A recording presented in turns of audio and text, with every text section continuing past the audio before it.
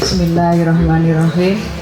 Assalamualaikum warahmatullahi wabarakatuh. Alhamdulillahirabbil alamin. Puji syukur kita panjatkan kehadirat Allah Subhanahu wa taala. Pada pagi hari ini kita bisa berkumpul di tempat yang sejuk ini ya. Mudah-mudahan nanti nggak ngantuk ya. Karena anginnya sudah ngantuk ya. Sudah ngantuk. Oke, sebelumnya yang saya hormati Bapak Kepala Desa Siwal, Kecamatan Kaliwungu ya, Kecamatan Kaliwungu, Kabupaten Semarang, Bapak Suparno yang selalu membersamai Mekar Techno dimanapun itu berada, pelatihan-pelatihan selalu membersamai. Kemudian yang saya hormati juga Ibu Nur Rahatun ya dari Dinas Lingkungan Hidup dan Kehutanan ya, Dinas Lingkungan Hidup dan Kehutanan ya, beliau sebagai koordinator BPP di Kecamatan Kaliwungu mewakili terima kasih sekali atas perhatiannya kepada Mekar Techno yang selalu hadir di setiap kesempatan pelatihannya. Kemudian yang saya hormati juga dan guru saya Ustadz Dedi Fahrudin ya. Ini saya selalu berguru kepada beliau ya sejak saya menjadi pengajar di Uniba. Mulai dari pendirian prodi peternakan itu saya selalu konsultasi dengan beliau. Kemudian juga selamat datang kepada para peserta pelatihan pertanian ya di Mekar Techno. Ini dari Pondok Pesantren Al Abror ya, dan belum rawuh ya, dan Pondok Pesantren Darut Hufaz Sragen ya. Sragennya mana ini Pak? Sragennya mana ini?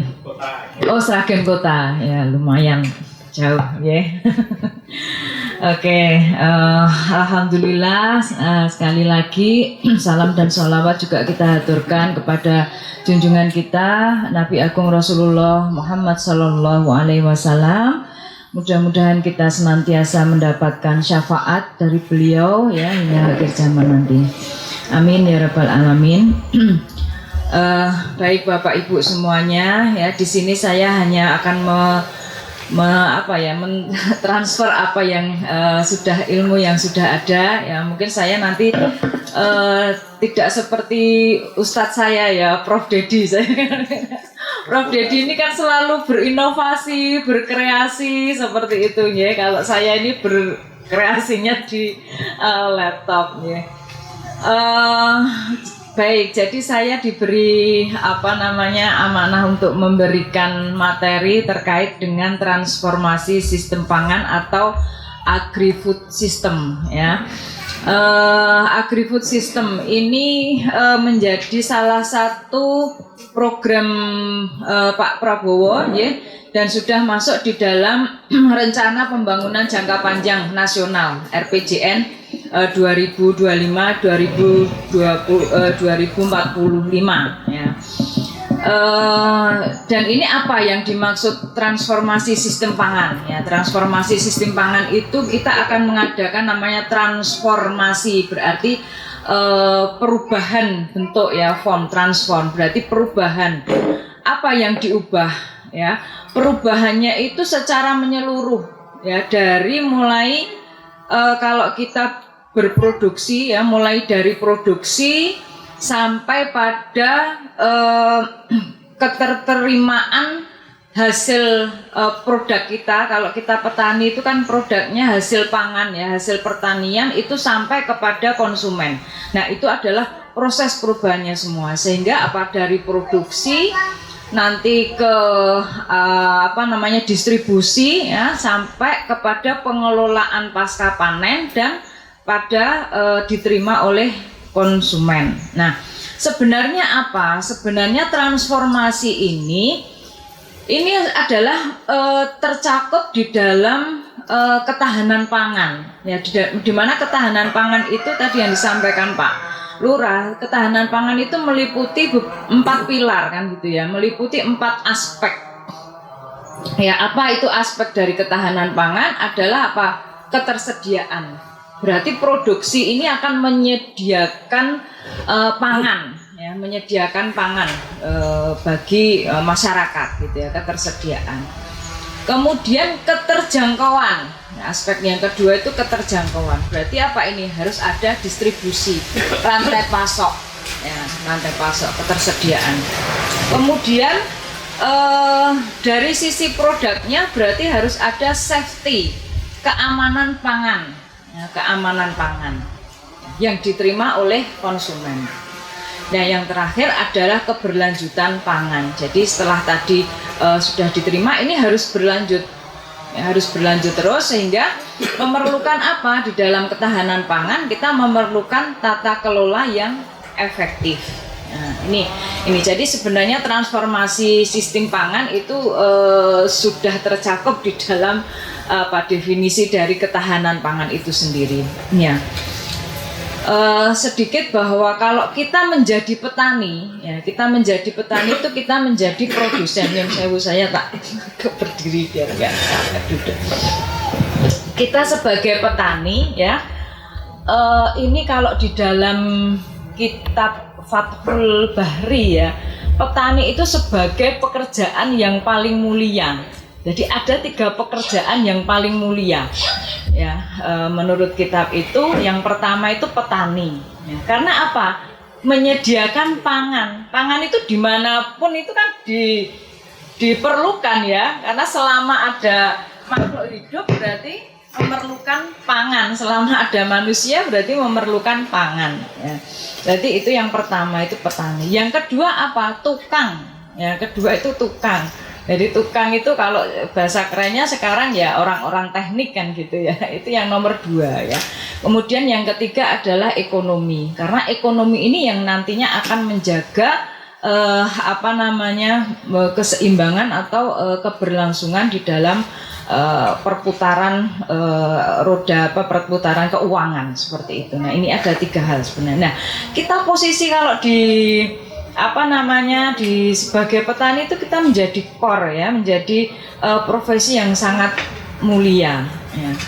Tetapi kenapa ya sekarang yang anak-anak muda itu nggak mau jadi petani gitu ya? Karena apa? Mindsetnya itu masih neng sawah blueprint, ya toh.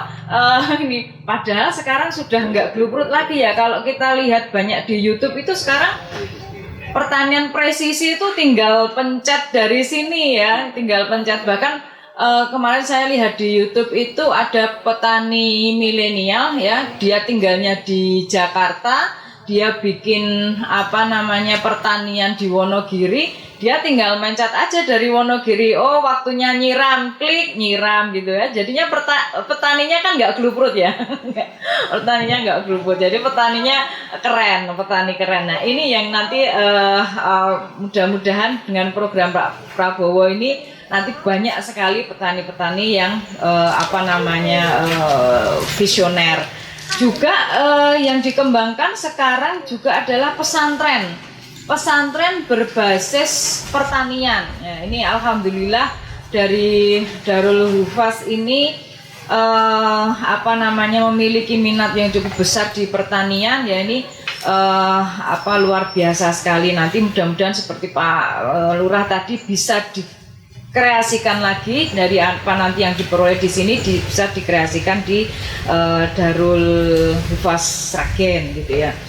Banyak sekali. Nah, ini perlu adanya tata kelola yang baik, ya, sehingga banyak sekali sekarang CSR, ya, yang berkolaborasi dengan pondok pesantren untuk mengembangkan pertanian, ya.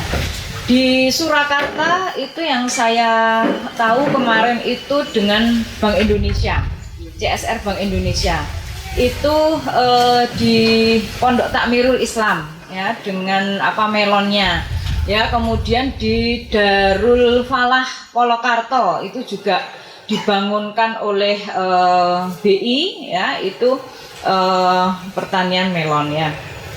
Nah, itu sebenarnya sudah ada beberapa trigger. Nah, ini tinggal nanti penjenengan setelah kembali ini bisa berlanjut ya. Kadang-kadang gini ya, sudah diberi CSR itu hanya sekali tanam panen habis itu sudah gitu ya. Nah, ini jangan sampai nanti dengan penjenengan belajar di sini dengan Pak Dedi ini bisa berkelanjutan sehingga ketahanan pangan yang ada di pesantren itu bisa terpenuhi ya. Ini pangannya. Nah, oke. Nah, jadi sustainable food system. Jadi food system atau sistem pangan. Saya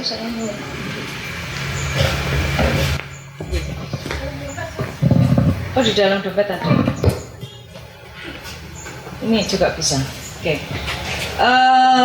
Memiliki siklus ya, sustainable food system. Sustainable food system ya. Ini banyak sekali. Tadi ada production.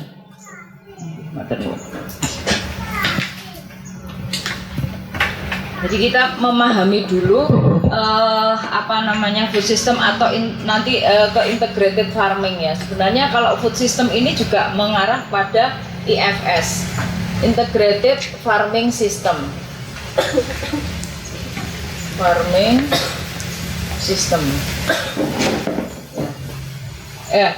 Penjenengan melihat seperti ini itu sebenarnya sudah integrated farming system ini ya, mulai dari peternakannya sudah ada ya, hasilnya nanti pupuk kandangnya bisa digunakan untuk medianya, kemudian dari limbahnya nanti bisa digunakan lagi. Ini sebenarnya sudah integrated farming system. Jadi mulai dari production. Kemudian ada lagi setelah production distribution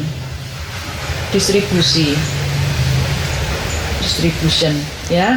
Kemudian di sini ada processing.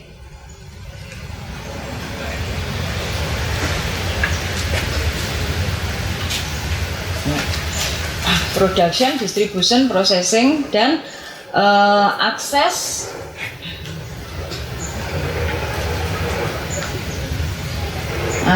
consumption,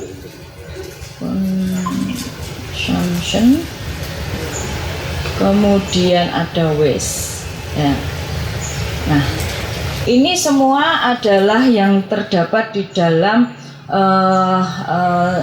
sistem pangan. Sebenarnya sistem pangan itu meliputi semuanya. Nah, ini harus selalu berkesinambungan, tadi berkelanjutan ya, seperti itu ya. Kita lihat saja di sini ya, karena studi kasusnya di sini. Waste atau limbah. Limbahnya apa Pak Dedi di sini Pak Dedi? Limbah dari ayam ya Pak Dedi ya. Limbah dari ayam. Kotoran ayam ya. Kotoran ayam itu nanti bisa digunakan untuk penambahan produksi ya. Dalam arti produksi ini produksi budidaya ya, budidaya, sehingga pupuk organik ya, pupuk organik yang digunakan ini akan memperbaharui kesuburan tanah ya. Fungsi dari pupuk organik ya itu dia selain dia memiliki banyak sekali unsur hara yang terkandung di situ, dia juga akan memperbaiki kesuburan tanah ya, memperbaiki struktur dan tekstur tanah ya. Produksi ini kan budidayanya. Ya, di sini pupuk organik akan digunakan untuk produksi karena dia akan memenah tanah. Kemudian mungkin dari ini yang dari ayam. Kemudian waste yang dari jagung Pak Dedi. Yang dari jagung. Ya. Ada ternak kambing juga. Ada ternak kambing juga. Berarti ini kambing. Ini kan juga menjadi pupuk organik juga. Urinnya juga bisa digunakan untuk POC-nya. Ya, POC-nya. Kemudian dari jagungnya sendiri ini klobot dan sebagainya. Ini mungkin yang belum diolah sama Pak Dedi. Ini rambut jagungnya Pak Dedi. Sudah. Obat herbal. Ya, ada teh rambut jagung. Sudah ya. Nah, ini sudah semuanya nih Pak Dedi. Makanya nanti kita belajar bareng sama Pak Dedi. Jadi ada penelitian ya, teman saya profesor di USM itu memang meneliti rambut jagung itu untuk teh ya, untuk herbal dan sebagainya. Nah, itu bisa digunakan juga ini ya. Kalau limbahnya sendiri bisa digunakan di dalam budidaya kan gitu. Jamur. Hah? Tongkolnya untuk jamur. Tongkolnya untuk jamur juga. Kemudian ada ini Pak Dedi, biokarnya juga bisa diolah menjadi biokar. Ya, biochar ini bisa digunakan untuk pembenah tanah. Dia akan memperbaiki struktur tanah. Ya, ini kan sudah ya. Ini dari sini aja sudah banyak sekali yang bisa kita ambil ini nanti ya, produksi. Sehingga diharapkan apa? Produksinya meningkat. Produksi yang tanaman yang kita tanam ya, hortikultura maupun tanaman pangan gitu. Biocharnya kembali ke peternakan juga. Apa? Biocharnya. Ya, ini akan kembali ke sini lagi ya. Ya, kembali ke ternakan lagi. Makanya ini nanti akan berkelanjutan juga ini. Ya, akan muter terus ya, ini tanahnya gini-gini balik. Nah, ini ya, jadi dari produksi baru sampai sini. Nah, setelah produksi itu ngapain? Biasanya tuh petani tuh mengeluhnya sopo sing ini ya keluhan di dalam distribusi kan gitu ya Pak. Nah, oke, sebelum ke situ, dengan adanya ini maka kita akan menghemat apa? Biaya produksi ya, hemat biaya produksi. Biaya produksi itu apa saja? Misalnya pupuk kimia ya, berarti kita akan mengurangi pupuk kimia di sini. Sekarang pupuk-pupuk kan bersubsidi ya, ditambah aturannya sekarang ya, pupuk bersubsidi. Apalagi kalau hortikultura gini kan nggak ada pupuk subsidinya, kecuali untuk bawang merah kan. Ya, kalau yang lainnya nggak ada subsidinya. Makanya ini perlu kreasi yang seperti ini, bagaimana memanfaatkan waste atau memanfaatkan limbah digunakan di dalam produksi ini. Oke, kemudian setelah ini maka akan kita distribusikan, didistribusikan kemana ini? Ya, mungkin bingung kalau yang sudah di pondok pesantren gampang itu ya. Karena sudah tahu nih konsumennya itu anak-anak pondok ini kan sudah bisa. Nanti yang ngelola anak-anak pondok ya, yang mengonsumsi anak-anak pondok. Nah, distribusinya pendek. Semakin pendek distribusi ini kan semakin bagus. Karena apa? Kesini ketersediaannya semakin pendek.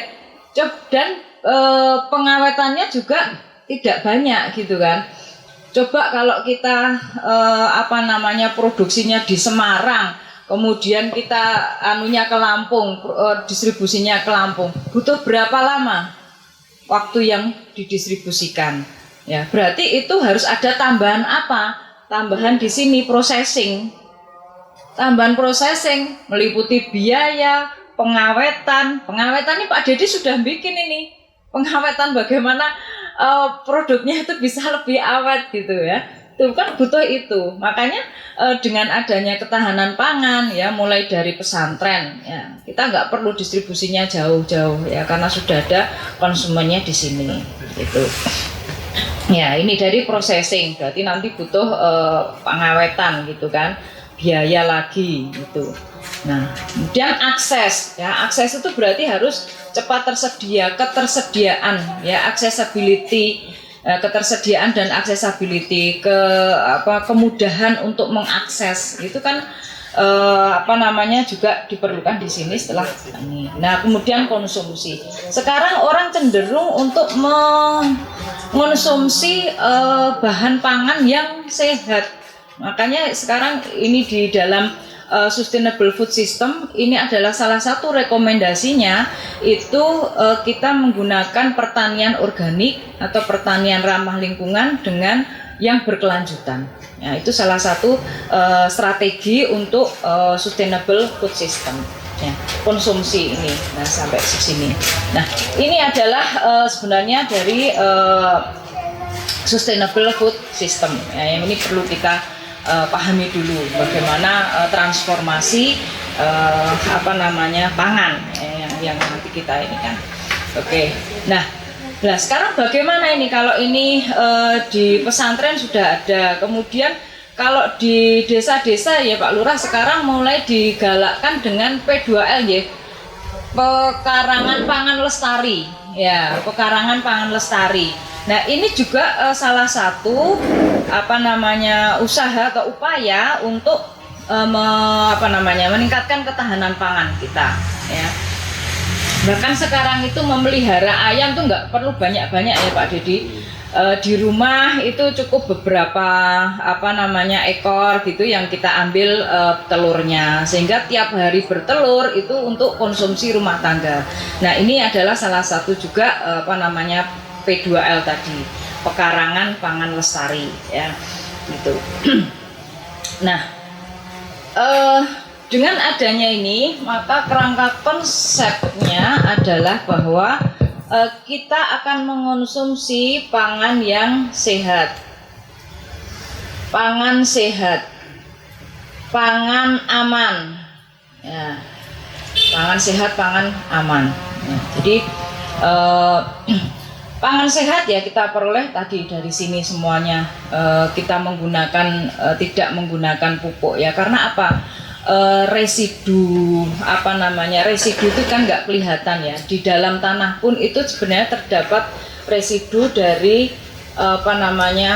metal gitu ya, misalnya Cu ya, unsur-unsur metal seperti itu, cuprum, kemudian ini banyak ada di tanah ya, sehingga kita perlu menanam juga ya, perlu menanam tanaman-tanaman yang berfungsi untuk ini Pak Dedi, mengurangi ini. Jadi ini ada bioremediator Pak Dedi, bioremediator ya. Bioremediator itu sebenarnya tanaman yang ditanam bareng untuk mengurangi metal ya yang ada di dalam tanah, residu yang ada di dalam tanah. Nah, itu juga diperlukan seperti itu. Nah, itu mungkin ya, nanti mungkin kita lebih banyak yang diskusi saja ya. Jadi konsep-konsep dari transformasi pangan itu seperti itu ya. Dan tidak kalah pentingnya tadi disebutkan oleh Bu Nur bahwa iklim ya, climate change ya, itu harus kita kita tidak bisa mengubah iklim ya, tidak bisa mengubah cuaca ya. Makanya sehingga petani itu kadang menjadi profesi yang memiliki high risk ya, memiliki resiko tinggi, resiko yang sangat tinggi karena hanya tergantung pada alam. Tapi mungkin kita bisa mengakali dalam arti membuat bagaimana lingkungan itu tetap terjaga untuk tanaman yang kita budidayakan, misalnya seperti itu, atau menjaga iklim mikronya, nah, seperti itu. Misalnya Pak Dedi ini membuat iklim mikro bagi ternak ayamnya, ya, dibuat iklim mikronya. Bagaimana kalau malam itu sepanjang hari mungkin dibacakan murotal, kemudian di situ kelembabannya dijaga. Ini adalah usaha kita untuk istilahnya mengakali iklim ya, atau membuat iklim mikro yang sesuai dengan apa yang kita budidayakan. Nah, itu menjadi salah satu juga. Nah, upaya kita. Nah, ini konsep-konsep dari transformasi pangan ya yang kita kembangkan ya. Nah, sedikit ini bahwa transformasi sistem pangan yang dikembangkan oleh FAO itu juga memastikan bahwa akses pangan itu aman dan bergizi. Ya, aman dan bergizi. Nah, di sini sudah ada, di Mekar Techno ini sudah bergizi karena Pak Dedi ini memang selalu menganalisiskan hasil-hasil pertaniannya gitu ya. Yang omega 3 itu juga pernah dianalisiskan ya. Karena saya sendiri juga mengonsumsi dari hasilnya Pak Dedi. Jadi saya sudah membuktikan gitu ya. Saya sudah membuktikan ininya Pak Dedi hasil ininya. Ya, misalnya ayamnya itu ya, karena saya ayamnya dari Pak Dedi itu yang saya ngambilnya tulang-tulangnya saya bikin untuk broth ya. Saya bikin broth. Ini nggak usah dicuci aja sudah bening gitu ya. Beda kalau saya pakai tulang-tulang atau cakar dari ayam yang lain. Itu masih harus dibuang dulu kotorannya, kan biasanya timbul kotoran di atasnya itu harus saya buang dulu. Kalau pakai punyanya Pak Dedi ini nggak promosi loh Pak, Saya nggak dibayar Pak Dedi untuk promosi ya. Jadi itu memang saya buktikan itu ya. Jadi bening itu bisa untuk broth kaldu gitu. Nah itu kemudian ayam telur omeganya juga. Nah ini adalah pangan yang aman dan bergizi ya, bergizi karena mengandung omega 3 dan seterusnya.